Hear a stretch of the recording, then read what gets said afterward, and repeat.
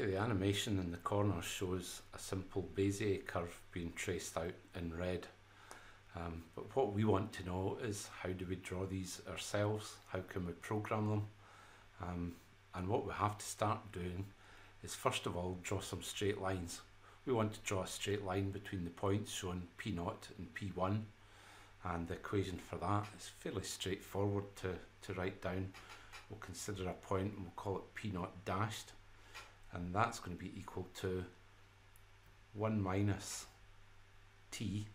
So we're going to draw it over a time period of 0 to 1 second, say, and it's going to start off at P0 and it's going to finish at time t at point P1. So that traces out P0 dashed. Our second line will be from point P1 to P2 as shown in the animation. So that one we'll call P1 dash. And that's going to be equal to, more or less looks the same, 1 minus t times P1 plus t times P2. Finally, the green line that's shown on the animation is a line that runs between 2 points that we can define, and those 2 points are P0 dash and P1 dash. So let's call this one P0 double dash. And this is the curve that we're going to draw, or the line rather, that the point will travel along. And that's going to be equal to, once again, 1 minus t times P0 dash plus t times P1 dash. And we've got formulations for them, so we can substitute P0 dashed and P1 dashed, and that will give us a simple expression. P0 dash, you can take your time to do this yourself if you want, but it's going to be equal to 1 minus t squared P0 plus, we're going to have 2 times 1 minus t times t P1 plus t squared P2. And that's our expression for the Bezier curve. We can draw that, and if you look in the notes it shows you how to draw that out. But the important thing is that that expression there for a quadratic Bezier curve, or for it, is equal to, it's exactly the same as the one shown in the notes, which is, we're going to show a summation sign for that. We're going to try and reduce this down, and that's going to be equal to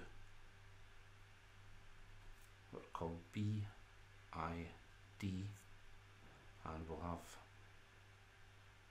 I equals 0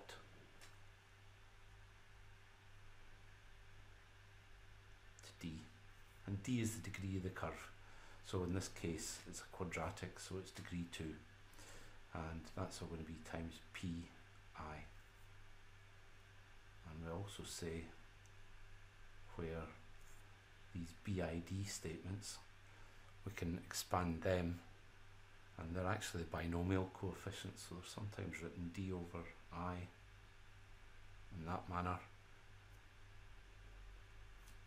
and that's ti, t to the power I, 1 minus t to the power d minus I.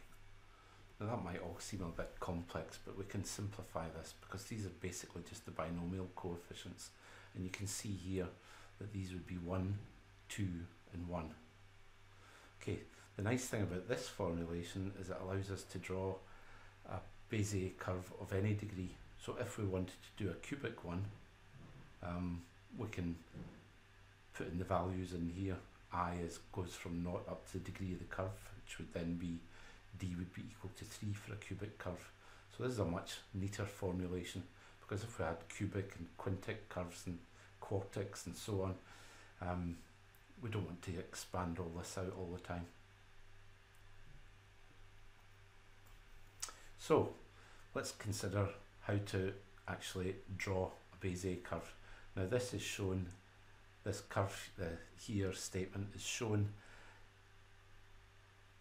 in parametric form, where the parameter is t and the points, the vector of points are the ones, or the vector of values rather, for x and y are what makes up the points. So each point has got an x value and a y value, although we could do it in 3 dimensions and have a z value too. But let's just expand that out and say, if we were going to use a spreadsheet or a program to calculate the values and actually plot this curve, we would need to say something like, we'll call it capital X.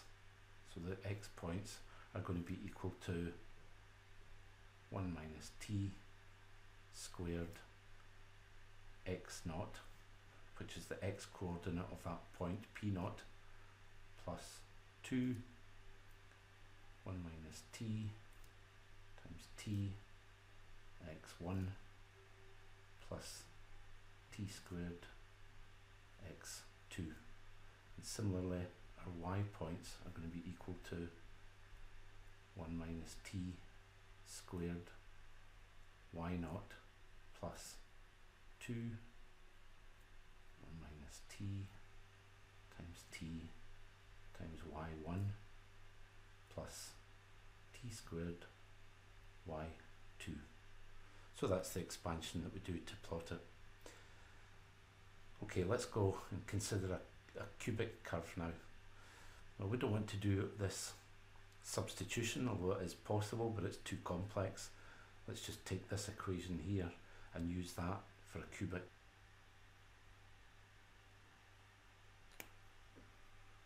So, for a cubic,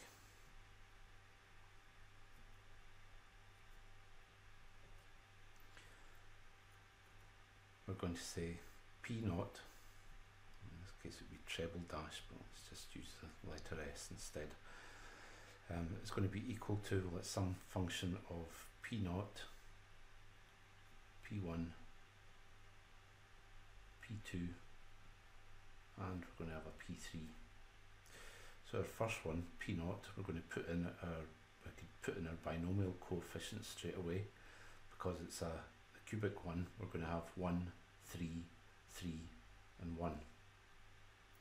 Let's put in the times statements first. So we've got, first one is going to be 1 minus t cubed, and that's all times 1, plus 3 times our binomial coefficient, 1 minus t squared times t times p, plus again 3 times 1 minus t times t squared, plus and 1 times t cubed, p3. And that's it. All we need to do to put into our spreadsheet now is to make these statements up for the x values and the y values the way we did for the quadratic, and we need to have values for the x naught, y naught, x1, y1, x2 and y2 in our spreadsheet somewhere. So those are the coordinates of our control points, and then we have to generate maybe 100 points from 0 to times t equals 1, and for each one of those points we calculate this value.